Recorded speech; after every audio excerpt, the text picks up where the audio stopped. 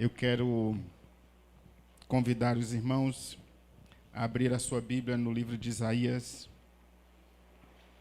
no capítulo 6, do verso 1 ao 8.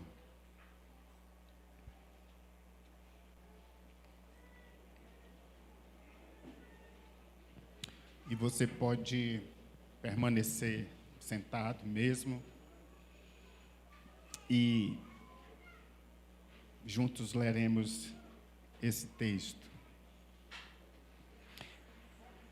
Isaías, profeta Isaías, capítulo 6, do verso 1 ao 8. Verso 1 ao 8. Diz assim: No ano da morte do rei Uzias, eu vi o Senhor assentado sobre um alto e sublime trono, e as abas de suas vestes enchiam o templo, serafins estavam por cima dele, cada um tinha 6 asas, com 2 cobriam o rosto, com 2 cobriam os seus pés, e com 2 voavam. E clamavam uns aos outros, dizendo: Santo, Santo, Santo é o Senhor dos exércitos. Toda a terra está cheia da sua glória.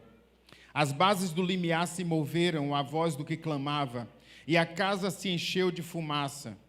Então disse eu: Ai de mim, estou perdido, porque eu sou homem de lábios impuros, habito no meio de um povo de impuros lábios, e os meus olhos viram o Rei, o Senhor dos exércitos.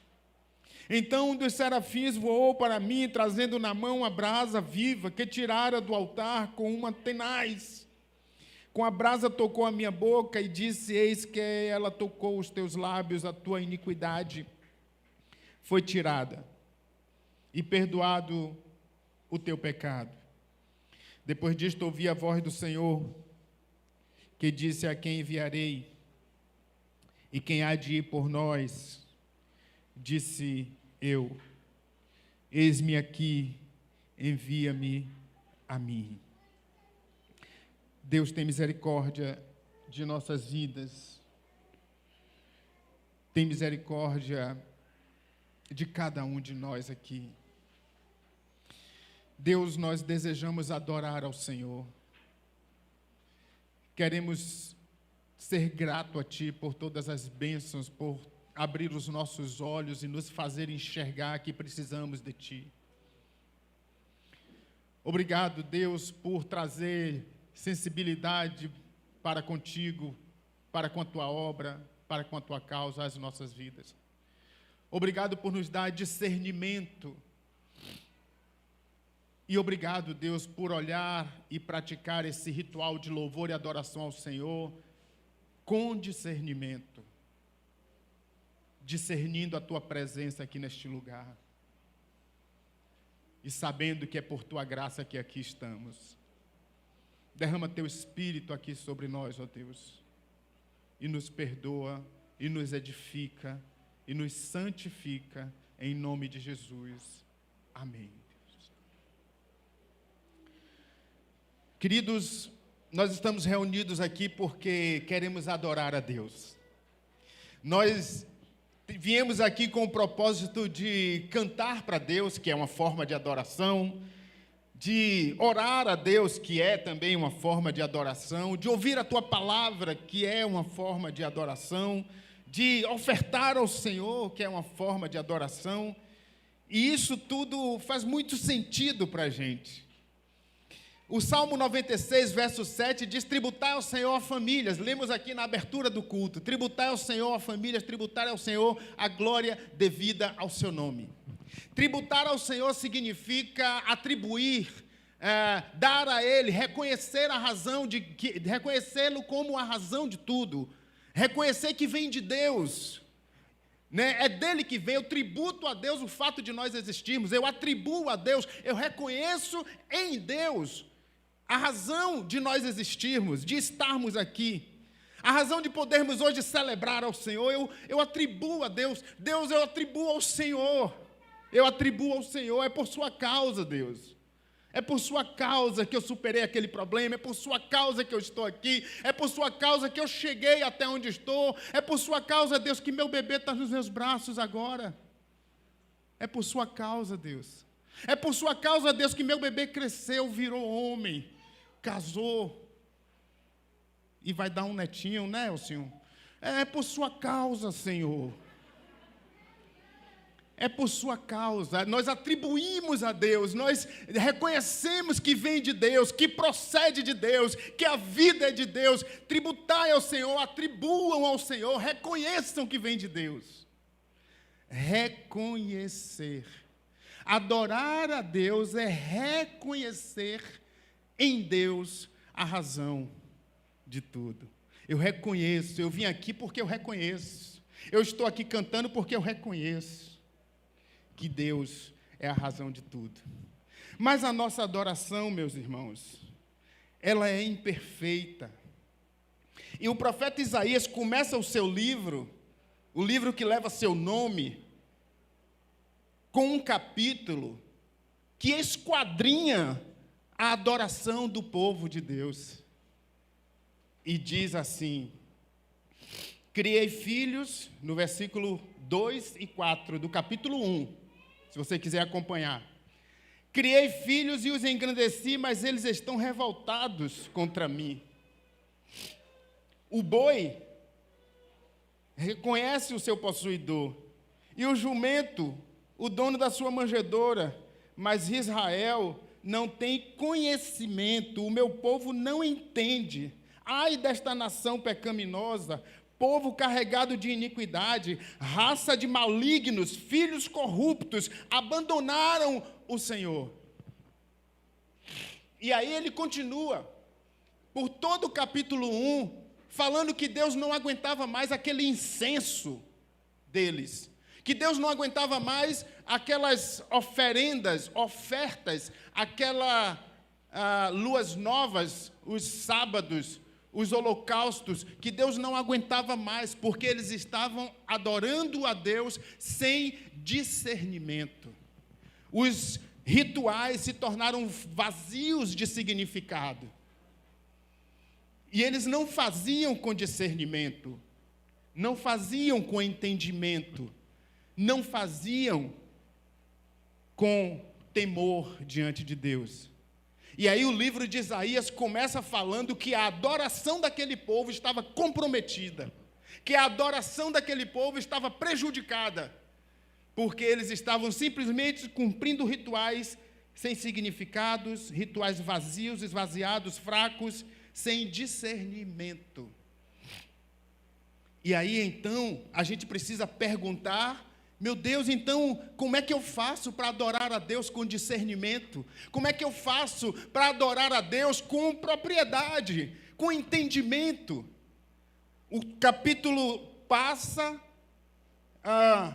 o livro segue, chega no capítulo 6, até Isaías, que tinha transmitido aquela mensagem, e que tinha alguma intimidade com Deus, a ponto de Deus usá-lo para transmitir aquela mensagem, até Isaías chega no capítulo 6, e tem uma visão de Deus, promovida pelo próprio Deus, é claro. Ele tem uma visão de Deus, e nessa visão, a primeira coisa que ele enxerga é Deus, depois ele enxerga a si mesmo, depois ele enxerga o lugar onde ele está. E eu disse então, opa, interessante, para a gente adorar a Deus com discernimento, para a gente adorar a Deus com propriedade, para a gente adorar a Deus sem que a nossa adoração receba essa reprovação de Deus que é apresentada no capítulo 1. Eu preciso entender, com base nesse texto de Isaías 6, de 1 a 8, que eu preciso ter consciência de quem Deus é, consciência de quem eu sou, e consciência de qual é esse lugar em que a gente vive, chamado mundo. Porque tudo isso vai ser determinante para a nossa adoração. E aí, para adorarmos a Deus fielmente, para adorarmos a Deus com dignidade, com discernimento, com entendimento, é preciso que tenhamos, primeiro, de acordo com o texto, consciência de quem Deus é. Isaías diz que eu vi o Senhor. Isaías ficou estupefato, ficou chocado, Isaías ficou espantado, Isaías ficou, eu vi o Senhor. Eu vi o Senhor num alto e sublime trono. E os anjos e serafins e querubins estavam lá adorando Ele. E nem os anjos que não têm pecado, não olhava olho a olho. O anjo, o serafins, cobria os olhos com 2 asas, com outras 2 cobria os pés, com outras 2 voava. Porque eles mesmos, os anjos, não olhavam para o Senhor e a sua glória. Aí ele diz, eu vi o Senhor. Queridos, não há adoração verdadeira sem o conhecimento de Deus. Não há adoração verdadeira sem saber quem é Deus. Jesus Cristo falou para a mulher samaritana, vós adorais o que não conheceis. Não podemos, não tem como chegar a Deus, como adorar ao Senhor sem saber quem Ele é. Se nós adoramos a Deus, temos que saber quem Ele é. Se nós adoramos a Deus, temos que descobrir, entender, estudar, procurar, conhecer, porque Deus é uma pessoa. E como tal, pode ser conhecida. Porque pessoa pode ser conhecida, porque pessoa tem personalidade, porque pessoa tem caráter, porque pessoa tem preferências. Porque você pode conhecer o seu colega de trabalho, a sua professora, o seu aluno, o seu vizinho, porque ele é uma pessoa. E aí você vai saber qual é o nome dele, do que ele gosta, do que ele não gosta, o que ele faz na segunda-feira, o que ele faz aos fins de semana. Você vai conhecer as preferências alimentares, esportivas. Você vai conhecê-lo, porque ele é uma pessoa. O nosso Deus é uma pessoa, a primeira pessoa da Trindade. Logo a gente pode conhecê-lo. E o que nós sabemos sobre o nosso Deus? E o quanto que nós sabemos sobre o nosso Deus determina o que eu faço, o que a gente faz. Determina a nossa agenda, determina as nossas prioridades. O quanto que a gente sabe sobre Deus influencia a nossa vida. Nós vivemos de acordo com a agenda de Deus ou com a nossa própria agenda? Crentes, discípulos de Deus, têm que viver de acordo com a agenda de Deus. Com a agenda de Deus. Não vivo mais eu, mas Cristo vive em mim. Não vivo para mim. Não vivo para os feriados como se eles fossem todos meus e que eu pudesse fazer o que eu quisesse com ele. Não vivo. Não vivo com o dinheiro que ganho no fim do mês como se esse dinheiro fosse todo meu e que eu pudesse fazer o que eu quisesse com ele. Não. Eu já estou entrando, aliás, eu já expandi aqui o nosso espectro de adoração, porque adoração não é só o que a gente faz aqui dentro. Adoração não é só o que a gente faz na igreja, ou para ela, essa instituição. Adoração é o que a gente faz na segunda-feira, quando acorda, ou quando pega um transporte público para ir trabalhar. Adoração é o que a gente faz quando ninguém está vendo lá no trabalho. Adoração é como a gente administra o recurso que Deus nos dá no fim do mês, o nosso salário. Adoração é como a gente administra o nosso tempo. O que é que eu faço do meu tempo? Adoração é o que é que eu faço dos feriados que a agenda do nosso país, segundo a nossa cultura, nos dá. O que é que eu faço desses feriados? Adoração é muito mais e vai muito além do que a gente faz aqui dentro. Portanto, eu estou falando de adoração. Seja comer, seja beber, seja qualquer outra coisa a fazer, fazei tudo para a glória de Deus. Eu estou falando de adoração. Porque você pode se preocupar em adorar a Deus somente aqui e viver de qualquer jeito lá fora? Não, de jeito algum. Não fomos chamados para uma vida dupla.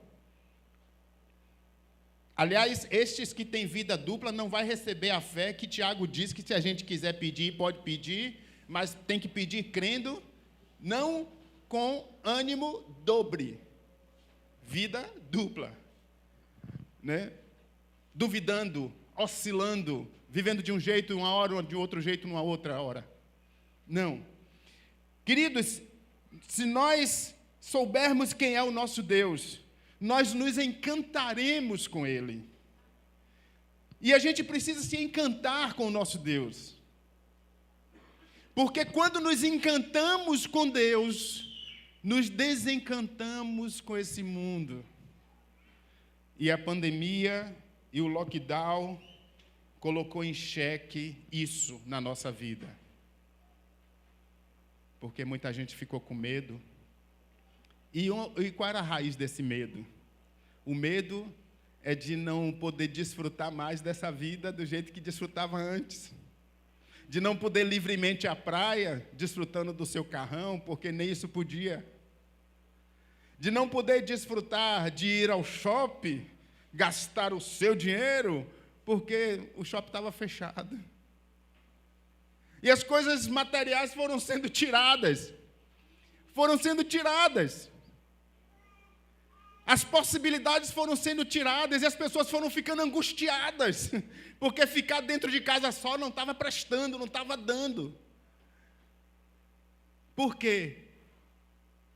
Porque o nosso encantamento não era evidentemente, claramente, explicitamente com o nosso Deus. A gente precisa se arrepender de se encantar com esse mundo, de se encantar com as coisas desse mundo, de esperar desse mundo, de expectar desse mundo. A gente precisa abrir mão desse mundo. E a pandemia colocou em xeque tudo isso. E aí você pensa que Deus não está agindo? Deus está agindo. Deus não tem controle sobre a pandemia? Tem. Deus tem lições para dar para a gente no meio da pandemia? Tem. Mas se nós não nos encantarmos com Deus, se nós não descobrirmos quem é esse Deus maravilhoso, que revela seu amor na cruz por nós, que revela seu caráter na natureza criada, linda, bela, harmônica, nós precisamos conhecer esse Deus. E aí, uma coisa interessante é que quando a gente fala em conhecer esse Deus, a nossa mente se direciona automaticamente para as coisas boas desse Deus, que, aliás, tudo desse Deus é bom, mas a gente tem uma seleção de coisas, né? Mas aí a gente precisa olhar para o trecho do capítulo 1 e ver que Deus estava indignado. Então, se você quiser conhecer Deus honestamente, você tem que saber que Deus se indigna, que Deus se ira, e que, portanto, temos que ter medo de Deus. Temer a Deus, ter medo de Deus, porque Ele é o único que pode, além de matar o corpo, mandar a nossa alma para o inferno. Em segundo lugar, primeiro, se nós quisermos adorar a Deus, nós precisamos ter consciência de quem é esse Deus tremendo, maravilhoso. Deus poderoso, amoroso, perdoador, sustentador. Depois nós precisamos ter consciência de quem somos nós. Gente, nós não somos fluxicheire, né? A gente não vale nada. Não vale nada. Mas a gente se acha. Mas o texto diz que Isaías, quando chegou naquela visão que viu Deus, ele não só viu Deus, porque Deus é luz e lançou luz sobre a vida dele. E ele enxergou Deus, mas enxergou também a si próprio. E ao enxergar a si próprio, ele não enxergou que cara legal que você é, viu, Isaías? Pô, você é top aí, ó. Você teve uma visão de Deus. Não, não foi isso. Ele disse, ai de mim. Ai de mim. Essa expressão é a expressão de quem viu coisa ruim. É a expressão de quem viu coisa podre. É a expressão de quem viu coisa que não prestava e que estava diante de um Deus amoroso, poderoso, maravilhoso. Ele disse: ai de mim, porque eu sou pecador. Eu sou pecador. Ai de mim. Queridos, nós temos que ter consciência de quem nós somos, para a gente não exigir o que não temos direito, determinar o que não podemos, reivindicar o que não nos prometeram, para a gente não ofender o nosso Deus, para a gente ter sensibilidade e não falar o que não deve, não julgar as pessoas e não olhar como não deveria para quem quer que seja. A gente precisa saber quem nós somos. Quem sou eu? Pergunta considerada filosófica, de onde eu vim e para onde eu vou, respondida de várias formas pelos teóricos de todos os lugares do mundo. Mas esses teóricos garantem alguma coisa? Eles não podem garantir nada. Ele diz, como Jacques Lacan, que nós somos como uma tábula rasa, uma folha em branco, mas que ao longo da vida essa folha vai recebendo impressões, marcas, e aí a gente se torna essa pessoa, ou aquela outra. Mas essa não é a nossa visão, pois nós cremos num Deus que disse o que disse e garante o que disse, e portanto Ele disse que nós somos pecadores, e a nossa cosmovisão é de que nós somos criatura de Deus, pecadores, redimidos por Cristo, aguardando o dia da redenção, o dia da consumação da volta de Cristo. A nossa visão, a forma como a gente vê a Bíblia, a forma como a gente exerce a nossa espiritualidade é com base na criação, queda, redenção e consumação. Ou seja, Deus nos criou maravilhosos, mas nós pecamos, caímos em pecado, nosso representante. Mas Cristo veio e nos redimiu, e estamos aguardando a volta de Cristo para a consumação de tudo que Ele fez. É assim que a gente tem que enxergar. Eu sou criatura de Deus, mas o pecado me fez como estou hoje. Mas Cristo me redimiu, e um dia Ele vai voltar. E aí sim, não haverá nem choro, nem ranger de dente, e estaremos com Ele na glória. Mas enquanto estivermos aqui, eu não posso esquecer que eu sou sim criatura de Deus, mas pecador. Redimido sim, mas ainda tem influência do pecado na minha vida e em todo canto por onde eu vou. Eu preciso me aproximar de Deus com essa consciência, porque eu quero adorar a Deus. Eu quero, de fato, atribuir ao Senhor, tributar ao Senhor glória e força. Eu quero, de fato, tributar ao Senhor a razão de nós estarmos aqui, a razão de eu ter uma família, de você ter uma família, de eu ter um filho, de você ter um filho, a razão de a gente ter algum alimento na despensa para quando chegar agora depois do culto, ou até o fim do mês, a razão de nós podermos viver, andar, caminhar. Deus é a razão. Como é que eu vou tributar isso a Deus? Eu preciso entender que é tão somente pela graça de Deus, porque eu sou pecador, e a Bíblia diz que não há um sequer que busque a Deus, portanto eu não sou o único que busca. E portanto, se a Bíblia diz que meu coração é enganoso e terrivelmente corrupto, eu tenho que acreditar nisso, e não subestimar essa verdade, e não minimizar essa verdade. A Bíblia diz que minhas obras são como trapo de imundícia, que eu sou como o vermezinho de Jacó, e eu não posso viver de forma diferente dessa consciência de quem eu sou. Então Deus vai lá e critica e profetiza através de Isaías a respeito da adoração corrompida daquele povo. No capítulo 6, Isaías tem uma visão. E aí a gente está aqui pensando, eu não quero ter aquela adoração corrompida, eu quero ter uma adoração verdadeira. E para ter uma adoração verdadeira, eu preciso conhecer o meu Deus, eu preciso conhecer a mim mesmo, e eu preciso ter consciência de que lugar é esse que eu vivo. Ai de mim, porque sou pecador, disse Isaías, e habito no meio de um povo de lábios impuros, impuros lábios. Ele não só vê quem é Deus, ele vê a si mesmo e ele vê o lugar onde ele vive. Ele disse: vixe, onde eu moro? Onde eu vivo? Eu vivo num lugar onde as pessoas vão me dizer que nada, rapaz, que nada, você é gente boa, você pode, você consegue, né? Seja otimista, dentro de si há uma força. Eu vivo na era dos pastores coach, que fica dando milhões de palestras de autoajuda, fazendo você acreditar que você é um super-homem, uma super-mulher, e que, portanto, você vai conseguir, pois tome posse da sua vitória, irmão. E aí você vai acreditando, porque a nossa mente é influenciável.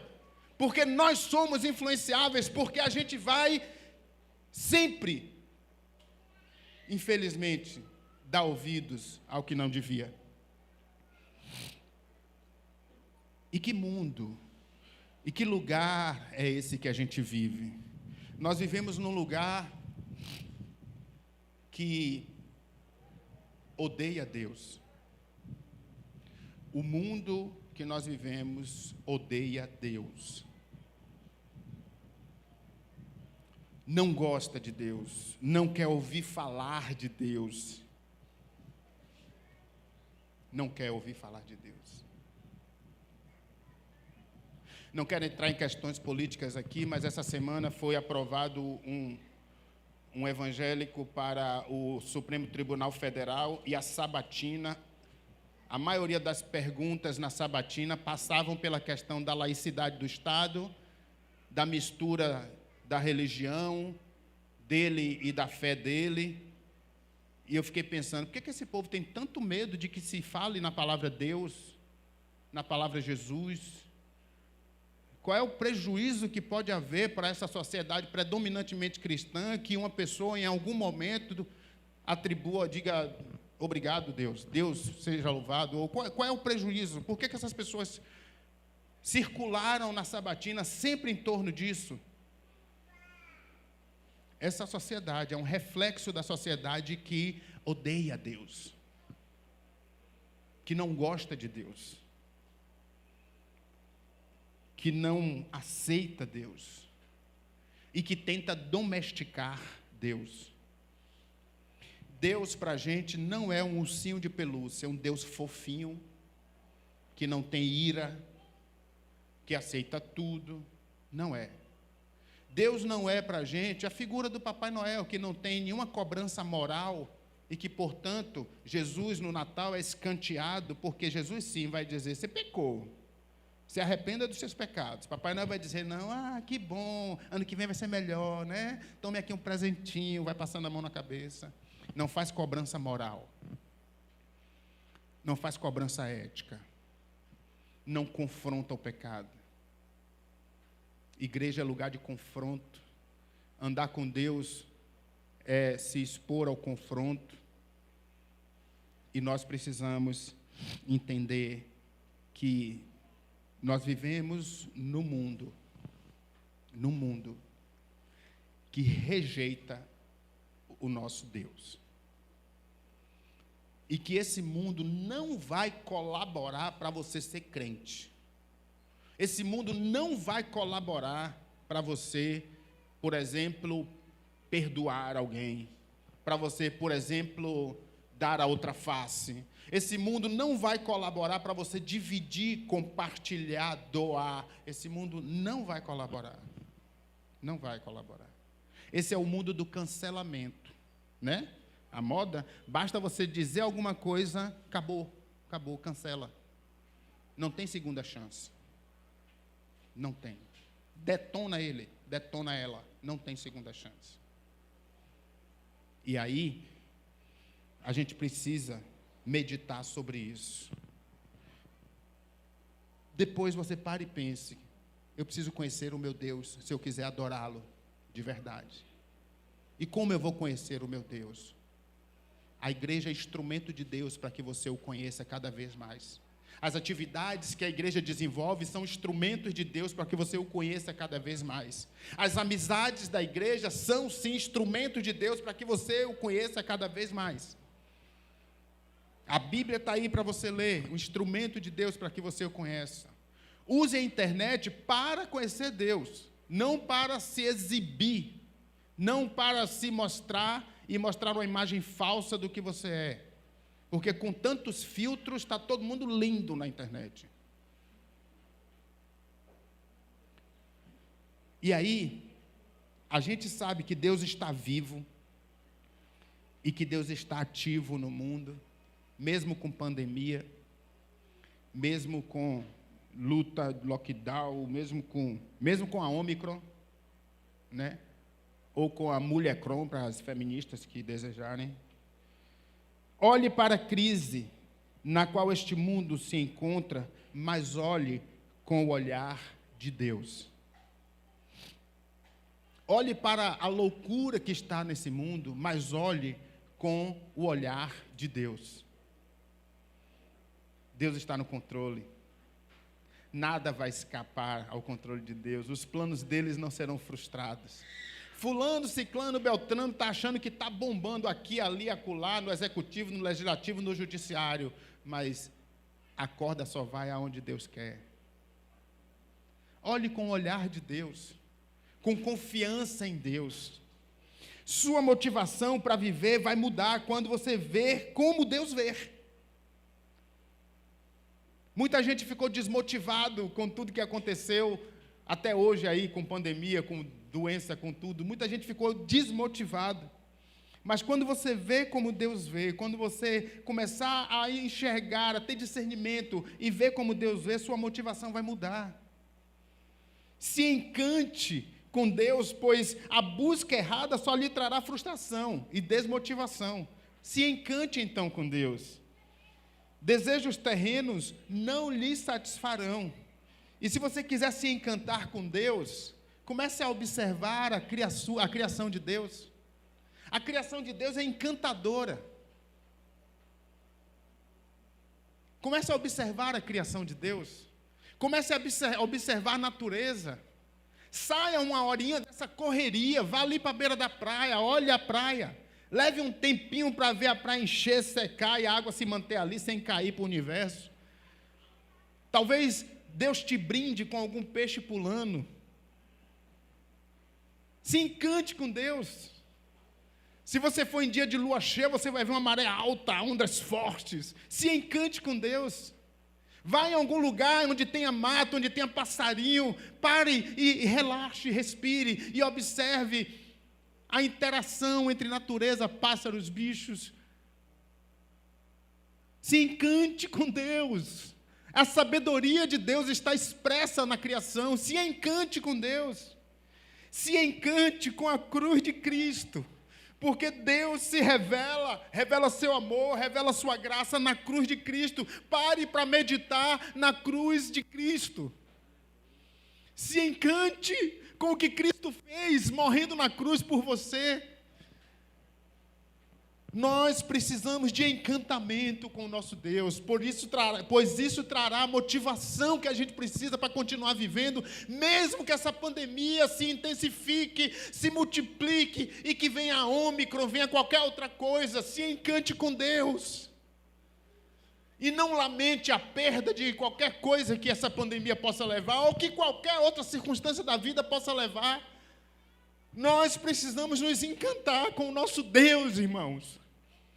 Nós estamos encantados com o mundo traidor, o mundo corrupto, o mundo que usa você, o mundo que não te vê como outra coisa, senão como uma peça de engrenagem para o sucesso deles. Porque quando você pisa no calo deles, descarta você e te cancela. Se encante com Deus. E não esqueça que nós somos criaturas de Deus, pecadores, redimidos, aguardando a volta de Cristo. Não se esqueça disso. É assim que a gente deve viver, gente. Infelizmente, tem muita gente brincando de ser crente. E aí eu vi o pastor Josemar Bessa falar assim que Se Deus lhe parece silencioso, calado, é porque talvez você não esteja ouvindo o que Ele já te falou antes. É claro, gente. É claro. Ouça tudo que Ele está dizendo. E Deus nunca lhe parecerá calado em determinado momento, silencioso, omisso. Ouça o que Deus está dizendo. Viva para a glória de Deus. Renuncie a esse mundo. Negue-se a si mesmo. Tome sua cruz. Siga o Senhor. Se encante com a cruz de Cristo. Viva para a sua glória. Amém? Tem uma música nova que a gente está cantando lá na igreja. Minha esposa trouxe de um congresso de mulheres piedosas, lá em Recife. É uma música internacional, como muitas outras, uma versão em português muito bonita, que diz assim: firme então minha alma e sem temor, ainda que haja ventos amanhã, Deus contigo está, e todo afã se tornará mais leve em seu amor. Deus, Tu és meu Deus, e certo estou de me encontrar nos braços Teus. Dá-me a Tua paz, o meu espírito descansará somente em Ti. Firme então minha alma, e não se dê à dor que ainda possa acontecer. Enche de esperança, amor e fé, e a tentação dispõe-te a resistir. Firme então minha alma, e sem deixar o ensino dos caminhos do Senhor, guarda a esperança e em seu amor enfrenta a vida sem esmorecer. Deus, Tu és meu Deus, e certo estou de me encontrar nos braços Teus. Dá-me a Tua paz, e meu espírito descansará somente em Ti. Deus te abençoe.